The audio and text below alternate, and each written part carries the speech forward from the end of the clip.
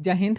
आज हम लोग एसएससी एमटीएस 2022 का सेट को यहाँ पे डिस्कस करने हैं। टोटल जो आपका 48 शिफ्ट में ये एग्जाम हुआ था और आज हम लोग थर्ड शिफ्ट यहाँ पे डिस्कस करने वाले हैं। तो चलिए हम डिस्कशन को स्टार्ट करते हैं। उससे पहले बता दें कि टेलीग्राम लिंक डिस्क्रिप्शन में दिया गया, आप वहाँ से हमारे टेलीग्राम नाम को सर्च करके टेलीग्राम में सर्च कीजिएगा तो आपको यहाँ पे आ जाएगा, आप उसको ज्वाइन कर लीजिएगा।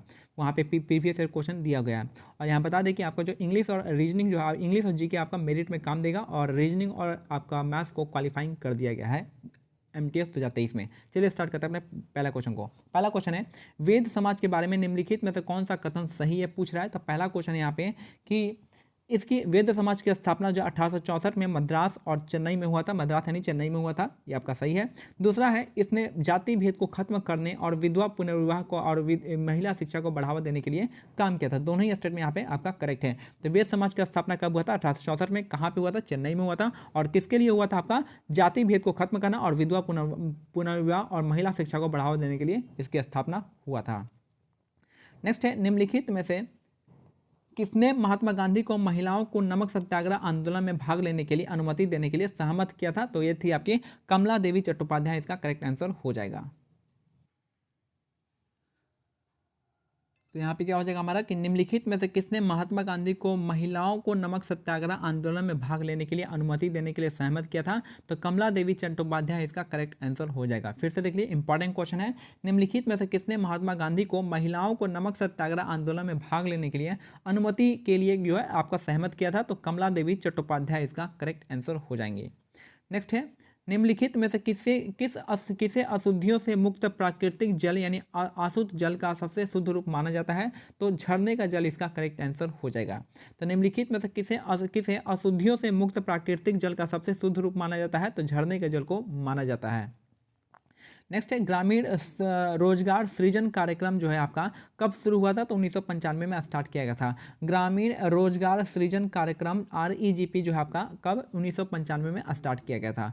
फिर से देखिए कि ग्रामीण रोजगार सृजन कार्यक्रम जो है 1995 में स्टार्ट किया गया था।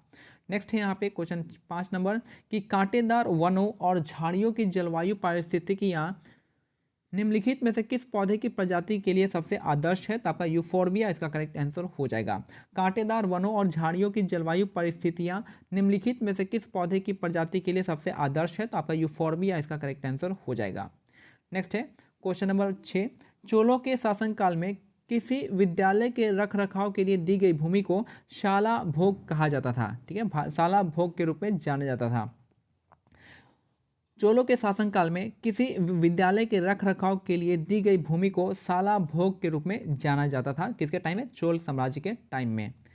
एक्स जिसकी आयु 10 वर्ष है, एक कारखाने में कार्यरत है, एक्स के निम्नलिखित में से किस अधिकार का उल्लंघन किया जा रहा था? यह था आपका शोषण के विरुद्ध अधिकार का उल्लंघन किया जा रहा था। एक्स जिसकी आयु 10 वर्ष है, एक कारखाने में कार्यरत है, एक्स के निम्नलिखित में से किस अधिकार का उल्लंघन किया जा रहा था? तो शोषण के विरुद्ध अधिकार का उल्लंघन किया जा रहा था। नेक्स्ट है सागा दावा या तिहरा सौभाग्यशाली ब्लेस्ड महोत्सव भारत के किस राज्य में मनाया जाता है? तो सागा दावा का जो संबंध है आपका सिक्किम राज्य से संबंधित है। तो सागा दावा जो त्यौहार है आपका यानी तिहरा सौभाग्यशाली यानी ब्लेस्ड महोत्सव का भारत के किस राज्य में मनाया जाता है? तो सागा दावा आपका सिक्किम राज्य में मनाया जाता है। नेक्स्ट है निम्नलिखित में से किस देश में झूम कृषि को कोनुकू के नाम से जाना जाता है? तो वेनेजुला इसका करेक्ट आंसर हो जाएगा। निम्नलिखित में से किस देश में झूम कृषि को कोनुको के नाम से जाना जाता है? तो वेनेजुला इसका करेक्ट आंसर हो जाएगा, वेनेजुला। नेक्स्ट है मानव शरीर की लार में निम्नलिखित में से कौन सा एंजाइम पाया जाता है जो स्टार्च को साधारण शर्करा में तोड़ देता है? तो एमाइलेज इसका करेक्ट आंसर हो जाएगा। मानव शरीर की लार में निम्नलिखित में से कौन सा एंजाइम पाया जाता है जो स्टार्च को साधारण शर्करा में तोड़ देता है? तो एमाइलेज इसका करेक्ट आंसर हो जाएगा। फिर से देखिए, मानव शरीर की लार में निम्नलिखित में से कौन सा एंजाइम पाया जाता है जो स्टार्च को साधारण शर्करा में तोड़ देता है? तो एमाइलेज इसका करेक्ट आंसर हो जाएगा। 4C के आवेश को 6 वोल्टेज के विभवांतर वाले दो बिंदुओं तक ले जाने में किए गए कार्य की मात्रा बताना है कितना है? तो क्या हो जाएगा, आपको मल्टीप्लाई कीजिए, आपका यहाँ पे 24 कूलम आ जाएगा। तो यहाँ पे क्या पूछा आपका कार्य का पूछा, W बराबर क्या होता है? Q इंटू V होता है। तो यहाँ पे आप मल्टीप्लाई कर दीजिए इस फॉर्मूले से। तो W बराबर क्या होता है? Q इंटू V हो जाएगा। Q का वैल्यू कितना है? Q का वैल्यू अब 4 है, आप V का वैल्यू हमारा 6 है, तो 24 जूल इसका आंसर आ जाएगा। नेक्स्ट है क्वेश्चन 12 देखिए, जैसा कि मार्च 2022 में अधिसूचित किया गया था कि भारत सरकार ने असम सहित अधिकांश राज्यों में महात्मा गांधी राष्ट्रीय ग्रामीण रोजगार गारंटी योजना के तहत मजदूरी दरों को संशोधित किया था, तो असम इसका करेक्ट आंसर हो जाएगा। जैसा कि मार्च 2022 में अधिसूचित किया गया था कि भारत सरकार ने असम सहित अधिकांश राज्यों में महात्मा गांधी राष्ट्रीय ग्रामीण रोजगार गारंटी योजना के तहत मजदूरी दरों में संशोधित किया था, तो असम इसका करेक्ट आंसर हो जाएगा। नेक्स्ट है, निम्नलिखित में से किस टीम ने 2021 तक आईपीएल को किसी एक पारी में सर्वाधिक रन बनाया है, तो रॉयल चैलेंजर्स बेंगलोर इसका करेक्ट आंसर हो जाएगा। निम्नलिखित में से किस एक टीम ने 2021 तक आईपीएल की किसी एक पारी में सर्वाधिक रन बनाया है, तो रॉयल चैलेंजर बेंगलोर इसका करेक्ट आंसर हो जाएगा। नेक्स्ट है, निम्नलिखित में से कौन प्राणी जगत के संधिपाद प्राणी यानी ऑर्थोपोडा समूह में संबंधित नहीं है, तो आपका जो है अष्टबाहु जो है ऑक्टोपस, ये आपका ऑर्थोपोडा में नहीं आता है। तो कौन कौन आते हैं, बटरफ्लाई आते हैं, कॉकरोच आता है और स्पाइडर जो आता है ऑर्थोपोडा ग्रुप में आता है। तो निम्नलिखित में कौन प्राणी जगत के आपका ऑर्थोपोडा समूह में संबंधित नहीं है, तो आपका क्या कौन कौन है, तो तितली है, आपका तिलचट्टा यानी कॉकरोच है, और मकड़ी यानी स्पाइडर है। नेक्स्ट है, निम्नलिखित में से कौन तबला वादक नहीं थे, तो तबला वादक इसमें से कौन नहीं है, तो आपके शेख चिन्ना मौला जो है आपका तबला वादक नहीं है। तो शेख चिन्ना मौला का संबंध जो है तबला वादक से नहीं है। तो आपके कौन कौन है तबला वादक, तो देख लीजिए, अल्लाह रखा है, किशन महाराज है और जाकिर हुसैन है। तो तबला वादक इनमें से कौन कौन है, तो ये आपका हो जाएगा अल्लाह रखा है, किशन महाराज है और आपका जाकिर हुसैन इसका करेक्ट आंसर हो जाएगा। नेक्स्ट है, 2008 बीजिंग ओलंपिक्स में किस भारतीय मुक्केबाज ने मुक्केबाजी में मिडिल वेट वर्ग में कांस्य पदक जीता था, तो विजेंदर सिंह इसका करेक्ट आंसर हो जाएंगे। 2008 बीजिंग ओलंपिक में किस भारतीय मुक्केबाज ने मुक्केबाजी में मिडिल वेट वर्ग में आपका कांस्य पदक जीता था, तो विजेंदर सिंह इसका करेक्ट आंसर हो जाएंगे। नेक्स्ट है, 1 किलो के बारे में निम्नलिखित कथनों पर विचार करना है। इसके मूल में मनकल के नाम से जाना जाता था। इसे वर्ष 1143 में एक पहाड़ी की चोटी पर बनाया गया था। उपरोक्त कथनों में से किस किले के बारे में ये बात की जा रही है, तो गोलकोंडा किला इसका करेक्ट आंसर हो जाएगा। तो इस किले के बारे में निम्नलिखित कथनों पर एक किले के बारे में कह रहे हैं, एक किले के बारे में निम्नलिखित विचार करना है कि इसे मूल रूप से मनकल कहा जाता था और यहाँ पे 1143 में एक पहाड़ी की चोटी पर बनाया गया था। और इनमें से किसके बारे में बात कर रहा है, तो आपका गोलकोंडा किला की बात कर रहा है। और ये गोलकोंडा किला है कहाँ पे, तो आपका आंध्र प्रदेश में गोलकोंडा का किला मौजूद है, यानी हैदराबाद के आसपास कह सकते हैं, हैदराबाद में गोलकोंडा किला। नेक्स्ट है, देवशीष पांडा को हाल ही में किसके प्रमुख के रूप में नियुक्त किया गया है, तो आपका IRDAI के रूप में नियुक्त किया गया है। देवशीष पांडा को आपका हाल ही में किसके प्रमुख के रूप में नियुक्त किया गया है, तो आपका IRDAI के रूप में नियुक्त किया गया है।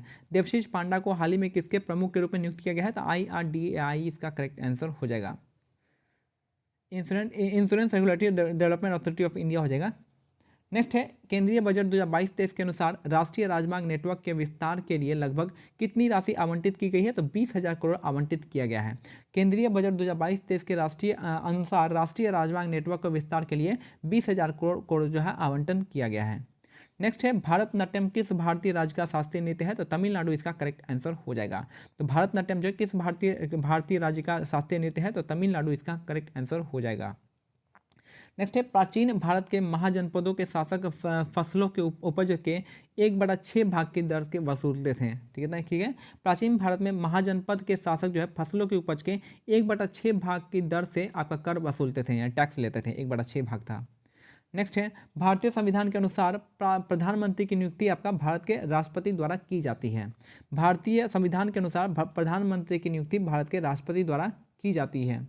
नेक्स्ट है, यामिनी कृष्णमूर्ति किस शास्त्रीय नृत्य के लिए प्रसिद्ध है, तो ये आपको हो जाएगा भारतनाट्यम और कुचिपुड़ी इसका करेक्ट आंसर हो जाएगा। तो यामिनी कृष्णमूर्ति का संबंध जो आपका भारतनाट्यम और कुचिपुड़ी दोनों इसका करेक्ट आंसर हो जाएगा। फिर से देखिए, यामिनी कृष्णमूर्ति का संबंध आपका भारतनाट्यम से भी है और कुचिपुड़ी दोनों से ही है।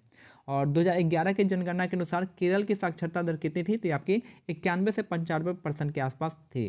तो 2011 की जनगणना के अनुसार केरल की साक्षरता दर जो थी आपकी 91 से 95% के आसपास थी। और निम्नलिखित में से कौन सी बराक ओबामा की आत्मकथा है, तो आपको हो जाएगा dreams for my father a story of race on inheritance इसका करेक्ट आंसर हो जाएगा। ठीक है, तो इनमें से कौन सा बराक ओबामा की आत्मकथा है, तो dreams for my father a story of race of inheritance इसका करेक्ट आंसर हो जाएगा। तो ये आपका सेट नंबर 3 कंप्लीट होता है। मिलते हैं सेट नंबर 4 में, तब तक के लिए जय हिंद जय भारत, धन्यवाद।